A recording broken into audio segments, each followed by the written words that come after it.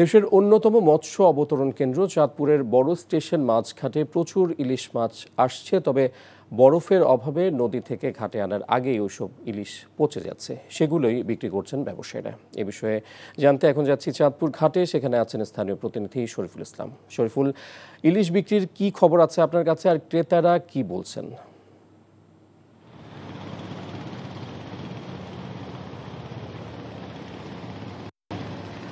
ইফতেখার, মূলত মা ইলিশ রক্ষায় 22 দিনের যে নিষেধাজ্ঞা ছিল, সেই নিষেধাজ্ঞার সময়ে চাঁদপুরের নদ নদী সহ উপকূলীয় এলাকায় কিন্তু কিছু অসাধু জেলেরা ছিল, তারা কিন্তু নিষেধাজ্ঞা অমান্য করে কিন্তু নদীতে মাছ শিকার করেছে। ওই সময় আসলে যেই সকল ইলিশ তাদের যা ধরা পড়েছে, সেগুলো আসলে দীর্ঘদিন ধরে ট্রলারগুলোতে বরফ দিয়ে মজুত রাখা হয়েছে, যার কারণে নিষেধাজ্ঞা সাথে সাথে কিন্তু সেই ইলিশগুলো চাঁদপুর বড় স্টেশন মাছঘাটে নিয়ে আসা হয়। তবে যেটা আসলে বড় বিষয় হচ্ছে যে সব সকল ইলিশগুলো আসলে একেবারেই বলা চলে যে পচা, যার কারণে কিন্তু ক্রেতারা কিন্তু আসলে বলা চলে যে ইলিশ দেখে একেবারে বিরক্ত বোধ করছেন।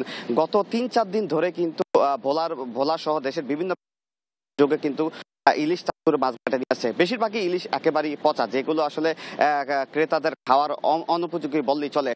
তবে দেশের বৃহৎ মৎস্য অবতরণ কেন্দ্র যেহেতু বলা হয়, যাতে এখানে যাতে কোনো দুর্নাম না ছড়ায়, তার জন্য কিন্তু স্থানীয় প্রশাসন কিন্তু কঠোরভাবে এই বিষয়টি দেখছেন, যার কারণে গতকালকেও কিন্তু ভোক্তা ও সংরক্ষণ অধিদপ্তর কিন্তু চাঁদপুর বড় স্টেশন মার্কেটে অভিযান পরিচালনা করেছে। একটি ট্রলারে প্রায় 350 পচা ইলিশ জব্দ করে মাটিতে পুঁতে ফেলা হয়, এবং ওই ইলিশকে এই ইলিশ করার কারণে কিন্তু তাকে 1 লক্ষ টাকা জরিমানা করা। কেউ আমার পিছনে 3টি ট্রলার রয়েছে, সেই ট্রলারগুলোতে এখনো আসলে পচা ইলিশ এসেছে এবং সেগুলো কিন্তু মাছঘাটে সরবরাহ করা হচ্ছে।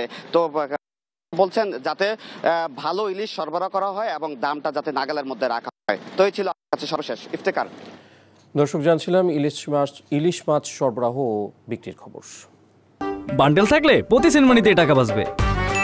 বিকাশ সেনমানি বান্ডেল কিনে জিতুন প্রতি লেনদেনে।